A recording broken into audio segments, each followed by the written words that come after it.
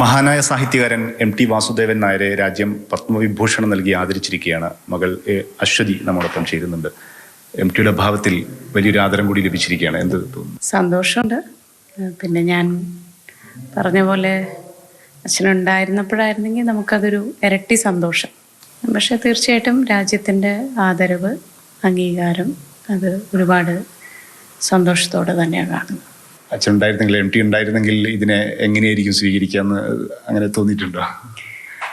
അച്ഛൻ അങ്ങനെ എല്ലാം നിസ്സംഗതയോടുകൂടി കാണുന്ന ഒരാളാണല്ലോ. അങ്ങനെ ഒരിക്കലും ഓവറായിട്ട് സന്തോഷമോ ഒന്നും പ്രകടിപ്പിക്കാറില്ല.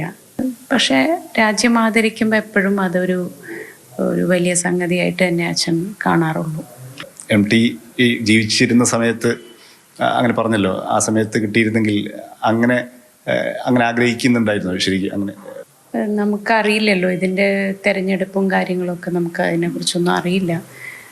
പക്ഷെ ഇത് കിട്ടുമ്പോൾ ഇപ്പോൾ നമുക്ക് തോന്നുകയാണ് ഒരു പക്ഷേ അച്ഛനുണ്ടായിരുന്നപ്പോൾ വന്നിരുന്നെങ്കിൽ നമുക്ക് കൂടുതൽ സന്തോഷമായേനെ. പക്ഷെ അച്ഛനൊരിക്കലും പുരസ്കാരങ്ങൾക്കോ ഇതിനോ ഒന്നും വേണ്ടി പരിശ്രമിക്കുകയോ അതിനു വേണ്ടി എഴുതുകയോ ഒന്നും ചെയ്യുന്ന ആളല്ലല്ലോ. മരണത്തിന് ശേഷവും MTയിലൂടെ മലയാളവും ഭാഷയൊക്കെ വീണ്ടും ആദരിക്കപ്പെടുക, അങ്ങനെ കൂടി കാണാൻ പറ്റും. തീർച്ചയായിട്ടും മലയാള ഭാഷയ്ക്കും സാഹിത്യത്തിനും കൂടിയുള്ള ഒരു അംഗീകാരമാണത്. അങ്ങനെ ഇതിനെ കാണാൻ ഞങ്ങൾ ആഗ്രഹിക്കുന്നു. ജ്ഞാനപീഠം ലഭിച്ച സമയമുണ്ടായിരുന്നു. ഇതിനു മുമ്പ് പത്മഭൂഷണം ലഭിച്ചിരുന്നല്ലോ. ആ സമയത്തൊക്കെ എന്തായിരുന്നു നമ്മളോട് പങ്കുവെക്കാറുണ്ടായിരുന്ന സന്തോഷം? MT അങ്ങനെ നമ്മളുടെ എല്ലാ ദിവസവും പോലെ തന്നെ കടന്നു പോകുന്ന ഒരു ദിവസം. പിന്നെ ഒരുപാട് പേര് വിളിക്കും, അഭിനന്ദിക്കും, സന്തോഷം പറയും. കേരളം ആഘോഷിച്ച ഒരു സംഗതിയായിരുന്നു ജ്ഞാനപീഠം.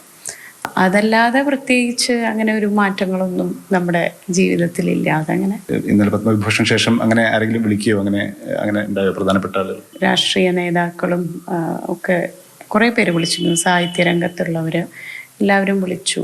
ഒരു കാര്യം കൂടി, MTയുടെ മരണം സംഭവിച്ചു. അതിനുശേഷം ഈ ദിവസങ്ങളെ എങ്ങനെയാണ് കടന്നുപോയത് കുടുംബത്തിനെ സംബന്ധിച്ചിടത്തോളം? അതിപ്പോൾ എങ്ങനെയാ പറയുക, ഞങ്ങൾ എക്സ്പീരിയൻസ് ചെയ്യുന്നൊരു സംഗതിയല്ലേ. ഒരുപാട് പേര് വരുന്നു, അവരുടെ ദുഃഖം പങ്കുവയ്ക്കുന്നു, നമ്മളും അത് കേൾക്കുന്നു. ബുദ്ധിമുട്ടുള്ള സമയമാണ്. MT മരിക്കുന്നില്ല, അല്ലെങ്കിൽ അദ്ദേഹത്തിൻ്റെ സാഹിത്യവും എഴുത്തും മലയാളി ഉള്ളിടത്തോളം ജീവിച്ചിരിക്കും എന്ന് പറയാറുണ്ട്. അതേപോലെ തന്നെയാണ് പുരസ്കാരങ്ങളും MTക്ക് ശേഷവും മരണശേഷവും വന്നുകൊണ്ടിരിക്കുകയാണ്. അതിൻ്റെ MTയുടെ അഭാവത്തിലും ആ പുരസ്കാര ലബ്ധി യാണ് കുടുംബത്തിൻ്റെ ആശ്വാസം. ജോമനൊപ്പം മുഹമ്മദ് ഷഹീദ്, മാതൃഭൂമി ന്യൂസ്.